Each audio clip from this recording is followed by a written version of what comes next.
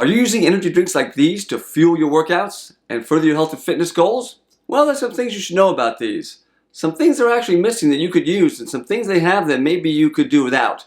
Going to talk about that and how we address those issues coming up in 2 seconds. Welcome, I'm John of John Health and Fitness, and today we're going to talk about energy drinks and the role they play in your fitness program. This is not about trying to convince you to give up your energy drink. I understand the appeal of these.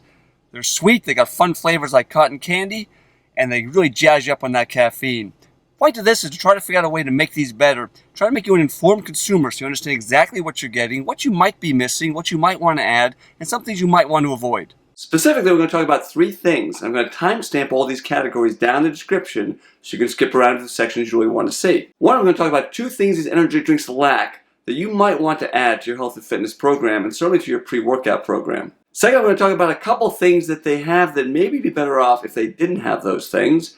And again, some solutions to that. And finally, I'm going to talk about the 4 things that I think are most important to actually fueling a health and fitness program, including one thing where these kinds of drinks can really be beneficial. All right, let's get started. There are a couple things these drinks are missing that you should know about. First off is something they like to highlight. Bang, for instance, likes to tout the fact they have amino acids, branched chain amino acids, and super creatine. Oh, they have them all right, and that's fine. But there's the thing, how much is enough? These energy drinks rarely list what they have. And when they do, it's not a whole lot. Scorpion, to their credit, does list it. I'm going to post a review that Caffeine Man did of that very brand. But even there, where they list it, and again, good on them, they have in total 1 gram of branched chain amino acids. That's not that much. And you can figure out, even with the other cans, roughly how much they have or how little they have of these branched chain amino acids. Just look at the ingredient list. By law, ingredients have to be listed in order of quantity. Let's take a look at that can of Bang. You can see where the sucralose is listed, and then you can see where the amino acids are listed. So these cans have less quantities of amino acids than they do of sucralose. How much sucralose is in there? We're not sure. But we do know that a packet of Splenda, which is sucralose, is about 12 milligrams. So think for a moment, how many packets of Splenda would it take to sweeten a 16-ounce can of Bang? 10? 20? Let's say 20. 12 milligrams a shot, that's still only about 240 milligrams of sucralose. That means these amino acids are actually in quantities lower than that. Is that enough? Well, a standard serving size of amino acids, when you buy them separately like I do, is closer to 5 grams. Here I have some creatine and branched chain amino acids. 5 grams is 5,000 milligrams. That's multiples of what these cans have. Now, it's all fine and well they have them. It's just, is that really a useful amount to have 100, 200, 300 milligrams of some of these amino acids? Is that actually going to make a difference? Again, I have a lot more to say about that towards the end. So how do you solve that problem? Well, you can do what I do and create your own little amino acid cocktail. This is my basement where I keep all the stash. My wife won't let me keep it up in the kitchen, go figure. Basically, branched chain amino acids, creatine, arginine, glutamine, taurine, a couple other ones. I mix it all up with some hemp oil and some protein powder and some carbs just for absorption purposes. Right, I'm not trying to power a workout. I don't expect miracles from this stuff. I view this all as just basic nutrients. Don't want to have to keep manic track of every single protein I eat during the day. Just want to make sure I get enough amino acids to start the day. I'm pretty active. This kind of covers it. It's difficult to overdose on amino acids. It certainly is possible, but I use normal serving sizes of this stuff. I start my day that way. I don't have to worry about it the rest of the day. If you really want to supplement with amino acids, then supplement with amino acids. You can do it separately. They're all flavorless. You can mix them in with anything. You can mix them in with an energy drink for that matter. But the thing is, you should know that when you're downing energy drinks with branched chain amino acids, it doesn't have all that much. Also related to that, they often tout coenzyme Q10, B vitamins and the like. So that's all fine and well. B vitamins can be helpful, overall healthful plan. But really, you might want to supplement with those separately. Coenzyme Q10, they tend to be in these things in minuscule amounts. Scorpion, to their credit, actually lists how much coenzyme Q10. It's 0.75 milligrams. A typical supplement's 30, 50, 100 milligrams. So it's just not that much. And even then, things like these B vitamins and coenzyme Q10, they're good for overall health. I think I do supplement with them. But it's not the kind of thing that's going to power a workout. You're not going to lift extra weight because you took a milligram of coenzyme Q10 a half hour before your workout. The second thing these energy drinks lack is, well, energy.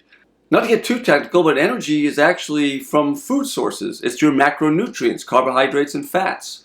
To a lesser extent, protein. And of course, if you're keto or low carb, more fats than carbs. The energy they're talking about is, of course, caffeine, which is a stimulant. Now, of course, when we see energy drink, energy bar, energy mix, and I review them myself, so I have a playlist on that, I'll link up there. First thing we think of is caffeine. There's going to be a stimulant in there, and that's fine, but absent any other nutrients, that's not alone by itself necessarily the best way to power a workout. Let's take a look at this can of Bang, 0 calorie Bang. It's got 0, alright, 0 anything. All this is a can of caffeine, some amino acids, and some vitamins. Now yes, some energy drinks have nutrients. They're not all 0 calorie or low calorie. Look at this can of Monster I picked up. 54 grams of sugar in a can. That's as much as you should have in a day. Now I know that's 2 servings, but really the more, say, realistic manufacturers just say a can's a serving as opposed to half a can. I don't know how many people actually just drink a half a can of this stuff and put it away. So 54 grams of sugar, and even so, 27 grams is an awful lot of sugar. And sugar alone, just sugar, absent protein, absent fat, absent fiber, absent the things that make sugar actually useful and absorbed in a reasonable manner, it's just not necessarily the best way to fuel a workout. How you fix that, of course, is just to eat something. There are a lot of ways to address this problem if you still want your energy drink. Rather than consume a whole bunch of refined sugar out of a can of energy drinks, you can have some fruit instead. This has quite a bit of sugar also as well, not 54 grams. But the important thing is the sugar in these blackberries and raspberries are bound up with other nutrients, fiber and the like, phytonutrients. This is the best way to get sugar. It's not the only way I get sugar, of course, but it's probably the best way, definitely a good substitute. If you're keto, you can just have a bag of nuts. These are almonds and raw pumpkin seeds, both. I'll throw links for these down in the description because these are staples of mine. I'm heading towards a group fitness class, so basically a workout for me as well. These would be great for pre-fuel, combined with my can of Bang. Now, why do you actually need those nutrients? Because I know the argument. You should work out in a fasted state. Let's talk about that real briefly. The theory about working out in a fasted state without having to eat anything is that your body will turn towards your fat stores, assuming that's what you want to lose, to power you through your workout instead of using the nutrients you had just consumed. And of course, if that works for you, stick with that. I will not argue with the results. It does work for some people. But for many people, there are a couple problems with that. One of the reasons is whether or not you're gaining or losing body fat has more to do at the end of the day, and I mean that in the literal sense, of whether you have a caloric deficit. Whether or not you had a caloric deficit for an hour and a half during your workout really doesn't matter. It's really what happens during the course of the day, and for that matter, weeks and months. Second, for many of us, myself included, working out in a fasted state just leads to really crappy workouts. I've tried it. I just have low energy. Even though my body might be turning to my fat stores for fuel, I'm not burning as many calories anyway because I'm just tired, I'm run down, I don't have the energy. And in addition to that, your body's not just turning to fat stores. To some extent, it's actually catabolizing muscles. To some extent, your body is going to actually use protein as a source of fuel when you're working out in a fasted state. Alright, let's talk about a couple of things these have that I'd rather they didn't. Number one is artificial ingredients. I'm going to do a whole video on sucralose someday, and I'll fill it up underneath the eye up there when it's ready. But I try to avoid artificial ingredients. Now, I don't eat super clean. I eat things that other people would be aghast at, okay? I don't mind GMOs. Some people are adamantly against them, so I get that. So I'm not claiming I'm perfect on this. Just that I draw the line on artificial ingredients, and that's the colors and the flavors and definitely the sweeteners. How do you avoid that? Well, there actually are all-natural energy drinks available. Alani Nu is one. I discovered that through, yes, Caffeine Man. I'll throw a link up for that up there. So you can actually avoid some of that junk if you want to. If not, then you don't have to worry about it. Now, the other thing they have, I actually don't mind. It's just a matter of quantity, and that's the caffeine. I like caffeine, right? I drink 2 to 3 cups of coffee a day. I just reviewed favorably Jesse's Wake Up Bar. That's got 300 milligrams of caffeine, much like these drinks. My only caution is they have a lot of caffeine. They even warn you on the side of the can, be careful how much caffeine you consume. How do you avoid that? And maybe not have one every single day, or 2 or 3. I hope you're not having 2 or 3. And so the real idea is, sure, you can down one of these things that jazzes you up. Hey, I do it from time to time. But if you're doing it for every single workout or drinking multiple cans a day, you might want to really consider how much caffeine you're taking in. So what about the 4 things I promised I'd talk about that are really important? The things that actually power you through a workout? In no particular order for the first 3. Number 1 is recovery. Got to work in adequate recovery time. It's hugely important. I know it's hard for people really to like working out, to have a rest day. But if you don't work in rest days, you really run the risk of overtraining. You can tell you're overtraining if you're fatigued, if you're getting weaker, if you have to drink lots of energy drinks all the time. These are warning signs. So hard as it may be, try to work in a day or 2 a week where you're doing relatively little. 2 is sleep. Nobody gets enough sleep. Almost nobody gets enough sleep. My dog gets enough sleep. My dog gets enough sleep for 2 human beings. But sleep is incredibly important. There's an old gym adage, muscles don't grow in the gym, they grow in bed. That is, you tear down your muscles during the workout, and they actually build up at night while you sleep. A good night's sleep is probably more important than all the branched chain amino acids they can stuff into a can of Bang. Third is nutrition. I touched on this earlier, but I'm talking about overall nutrition, making sure you're getting adequate amounts of protein, carbohydrates, fats. This can be a very personal thing. It depends on what kind of training you're doing. The decisions you make are going to be very specific to you. But it's incredibly important that you're actually fueling your workout, even when you're not working out. Recovery phase, eating well. Finally, number 4, and this is the most important thing I think, is motivation. You need goals. You need a reason why you're working out. That can involve a lot of things. It can be something you really care about that gets you out of bed. It can be a peer group that really supports you in what you're trying to do. It can be an inspirational personal trainer, a group fitness instructor. It can be downing a can of Bang or Monster. I do believe in some of the theatrics of fitness. Nobody wears a recreation of the Tour de France yellow jersey because it wicks moisture away better. They wear it because it gets them in that mindset, right? It's why there are uniforms.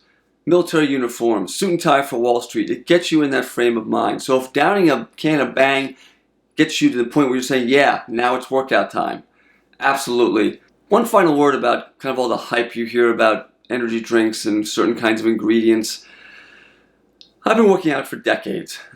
I've tried a lot of these things. Nitrous oxide boosters, the supplementing with the branched chain amino acids just before a workout. Really, there's only a handful of things that really work. Most of those things never made any material difference to what I was doing.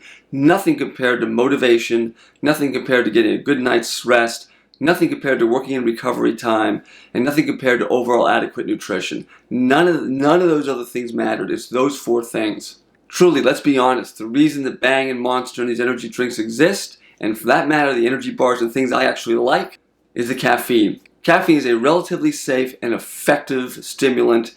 It's been used for thousands of years, and I just think we need to be honest about what it is we're getting when we down an energy drink. Again, I'm not against caffeine. I use it. I'm reviewing a lot of these kinds of things now. I'm going to list the ones I like down below, and the video reviews when they come along as I get them done. But keep in mind, it's just a stimulant. It's just something to get you going, kind of push you over the edge sometimes. But really, it's recovery, it's sleep, it's nutrition, and it's motivation. And yeah, if these work for you for motivation, great. In fact, this cotton candy looks really interesting. I actually picked this up specifically because the flavor is cotton candy. How can you not pick that up? I actually think I'm going to have one of these today just to see. I mean, I've had high caffeine drinks and yeah. So listen, I talked a lot in very broad general terms here. I'm sure there are plenty of energy drinks that address all these issues. The energy bars I like to use in the mixes address many of them as well, and I'll have those down in the comments. Maybe you can try those out, tell me how they worked for you, or tell me other things you've tried that have worked for you. All our circumstances are different, our goals are different, the kinds of things we fuel our workouts are also different. I think we can all agree though that caffeine's wonderful. Just don't overdo it. Am I talking really fast? I haven't had that much caffeine today. I might have one of these cans. I already said that, didn't I? I'm going to slow down now. Think about subscribing. We do nutrition, motivation, and exercise here. Thanks so much for watching. I'll catch you next time. All right, so I'm just about done with this full can of Bang. It's supposedly 2 servings, but we all know everyone drinks a whole can. This is 300 milligrams of caffeine. I'm getting pretty jazzed up, but I do have a group fitness class to teach. It's senior strength, so it's not the most vigorous class I do, although it's by no means easy. Some of these seniors will smoke you. I'm telling you, it's true. In any case, I'm heading in there. I'll give you a report afterwards. All right, so I was dragging a little bit this week, not a ton of sleep, just finished my class. Yes, the 300 milligrams of caffeine with the Bang definitely powered me through it. You really feel that? For the record, it was not the creatine, it was not the branched chain amino acids. No, it was the caffeine that got me through it. All right, taking the Monster energy drink now, Rehab out for a test run. Going to go to my own personal workout now, a little upper body weightlifting routine. I ran the Bang yesterday before group fitness class. That was 300 milligrams of caffeine in 2 servings. 2 servings in a can. Of course, you drink the whole can. Same here, 2 servings in a can, but 161 milligrams of caffeine. So I'll check back with you afterwards, see how it goes. I already had some carbs and some protein, so I'm good on that. So now we're just going for the caffeine because that's all these things have. All right, back in a bit. One other quick thing. While I'm sitting at an intersection, this tastes a lot like iced tea flavor. This stuff's actually pretty good. All right, catch you later. All right, so I'm in the parking garage. Just finished my workout, fueled by a white pita bread and Monster Rehab. Quick correction, I called this iced tea only. It's actually iced tea and lemonade. It really tastes like iced tea and lemon. I don't get a lot of lemonade, but definitely pronounced lemon taste. It's actually quite tasty, very good. So yeah, it's funny. I do consume caffeine daily. I drink 2 to 3 cups of coffee a day, so that 161 milligrams of caffeine wasn't like a big kapow for me. Definitely helped though.